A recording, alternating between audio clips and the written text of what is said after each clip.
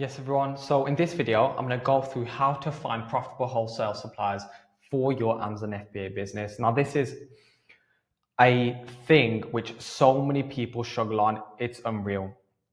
Now, the reason that they struggle is because very simply, they do not know what they're doing. So without further ado, let's get started. So why do supplier relationships matter in wholesale? Now, it's very simple. The stronger our relationships are, the better pricing and terms we're going to get. Pricing we're going to get, other people aren't going to get. The terms we're going to get, again, other people simply aren't going to get. So it creates an element of exclusivity whereby we're offered pricing and terms and products other people can't get. Like we've got there, second point, reliable suppliers reduce the risk of delays, product defects. Obviously, reliable suppliers, let's say if you get some stock ordered in and the packaging is different, a reliable supplier will have no issues with replacing that stock or obviously receiving that stock back because they are reliable. They'll understand your business. They'll understand that you sell on Amazon and your customers are going to want that product, which they see on the product detail page. Now, third of all, you want to build rapport, again, with these suppliers to get access to exclusive deals and priority on products. So you want to get to a point whereby you have suppliers calling you saying, look, I've got access to a pallet of this, 2 pallets of this. We know it flies on Amazon. Do you want it before we put it live on our website? Do you want it before we start pinging out offers to people we work with or other customers? So for example, me, I'll have suppliers calling me, say, hey, I went to this wholesaler in London today. They have 4 pallets of this, which they're trying to liquidate. Do you want it? If so, give them a call, mention my name, they'll sort you out. They'll literally call me and say, we know this stuff flies on Amazon. Do you want it? It's a friend of a friend, or it's a friend which has all this stock. So just like that, building rapport can get you products, prices, and access that other people just aren't going to be able to get. And also, like I've just said, building these relationships, this rapport, you will come across suppliers who will prioritize your orders. For example, let's say there is a container of stock coming in, and you have a really good relationship with a supplier and you order 3 pallets. Guess whose 3 pallets are going to be the first to be shipped? That's correct, yours. Now, second of all, where to find these wholesale suppliers? I'm only going through 3 simple ones. I go through 20 plus in my wholesale mentorship. If you're interested, link in the description to apply. But let's continue. Trade shows. You can meet suppliers in person, develop relationships in person, build trust in person. You can get access to exclusive products as well at these trade shows, because at these trade shows, sometimes they've got trade show promotions on. So you basically got an opportunity to do a deal at these trade shows to get products at prices other people just aren't going to get because they didn't go to that trade show. And Amazon sellers, they don't go to trade shows because they don't know what they're doing. They don't know how to approach these suppliers. So again, you've wiped out 99.99% of your competition just by doing so. And also, feel free to travel. For example, trade show in Germany, nice little business expense. Go to Germany, develop relationships with these suppliers. Again, no one else is going to have access to or is even going to know of. And also, like you've got here, industry specific, for example, automotive, grocery. There's many industry specific trade shows out there. Again, the more industry specific they are, the less saturated they're going to be as well. We've also got wholesale marketplaces, for example, Cogita, whereby we've got a huge marketplace where wholesalers sell on. And obviously we can purchase from these and perhaps find the actual wholesalers which are on these marketplaces using specific strategies and points of data. And now the third point is manufacturer websites. So literally finding the manufacturer for stock, contacting directly to either purchase directly or ask for a list of their authorized distributors. Please bear in mind, you may not always get the best pricing direct, like I've got there, because for example, let's say a distributor is purchasing 5 truckloads, odds are the distributor is going to be able to pass you on better pricing than you are going to achieve by going directly to that manufacturer and asking for 55 cases, for example. So now next, vetting a supplier is very important. So how are we going to vet these suppliers? Very simply, check reviews, right? How reliable are these suppliers? What is the product quality like? So we check the reviews, MOQs, and obviously, let's say you've only got $2,000 to spend and you've got access to a supplier that's 10K MOQ. Okay, you don't want to waste time building up an order with a supplier like that you can't even place an order with. So ensure that's part of your vetting process. Also, pricing and discounts, that's a given, that's pretty obvious. Shipping and lead times, obviously, let's say you have some suppliers which let's say you come across a supply which has a 60-day lead time.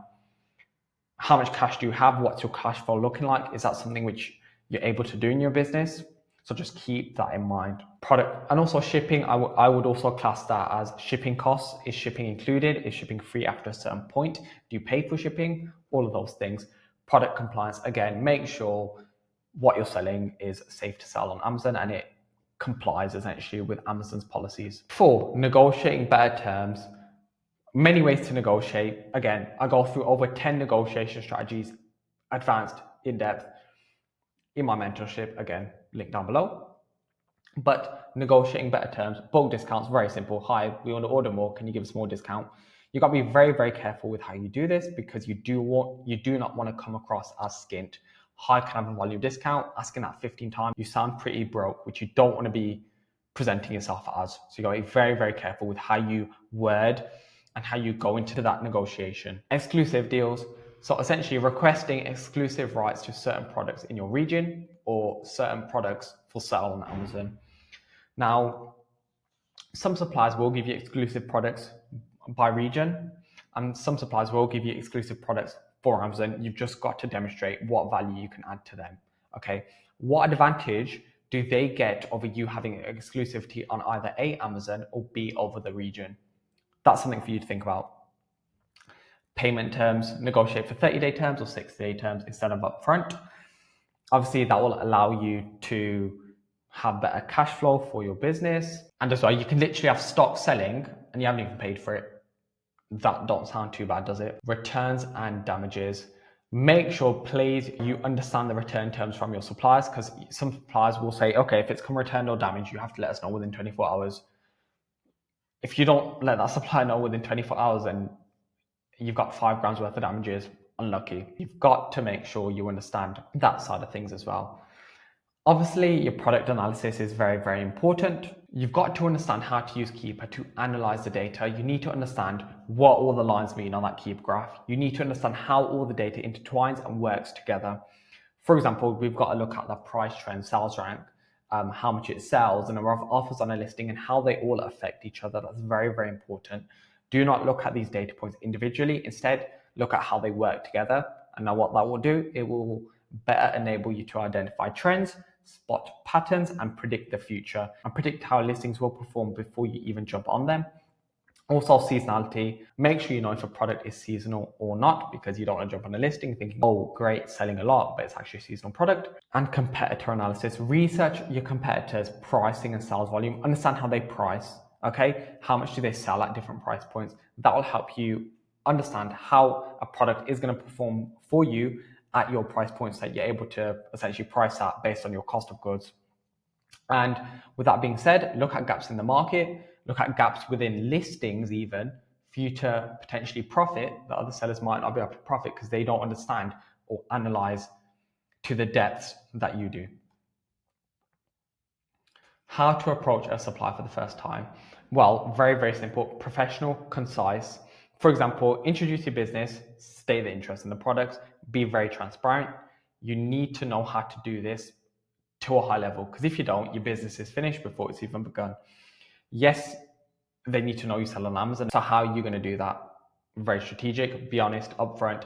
Explain the advantages that come with being an Amazon seller, while at the same time alleviate the disadvantages that come with being an Amazon customer. That's all I'm going to say for this video. Follow-up strategy. Obviously, you will have some suppliers which may not get back to you, so make sure you follow up with them so those leads are not lost completely. So have different strategies to follow up within a week, within a month, within, let's say, 3 months, just so you're not missing out on potentially profitable wholesalers and products. Now, you've got to understand, to scale your supply network, we've got to build long-term relationships whereby over time, we're getting better and better orders, because as you do more business with these suppliers, they're going to trust you more. You're going to have more purchasing behind you, more revenue with them. They're going to offer you better products and better deals, more exclusivity in pricing and product availability. Like you've got there, suppliers will prioritize repeat customers, long-term customers, and you'll start to see your profit, your bottom line of your wholesale business go up. And again, What that will also do is it will enable you to expand your product range, whereby you've gone from 10 ASINs to 20 to 50 to 100. So you can keep expanding the amount of ASINs which you purchase from a supplier because you've got better relationships with them, better pricing from them. You can negotiate with them even harder. So what that will do is that will enable you to purchase more products from that certain supplier. So you can literally expand your wholesale business with one supplier by analyzing certain data points, seeing which products are doing well, replenishing those products, doing more revenue with that supplier. That's going to enable you to get better terms, better pricing with that supplier, and purchase more SKUs and sell more ACEs from that singular supplier. And at the same time, exclusive partnerships is huge for scaling as well, because developing exclusivity relationships with brands or suppliers essentially gives you guaranteed profits every single month. Well, it's as safe as it gets. Now, that was a very, very quick rundown on finding profitable suppliers for your Amazon FBA wholesale business. And again, like I've said through this video, if you want any help with any of this in extreme depth, because I go through this in extreme depth, I can talk about this for years. It's actually quite funny, right?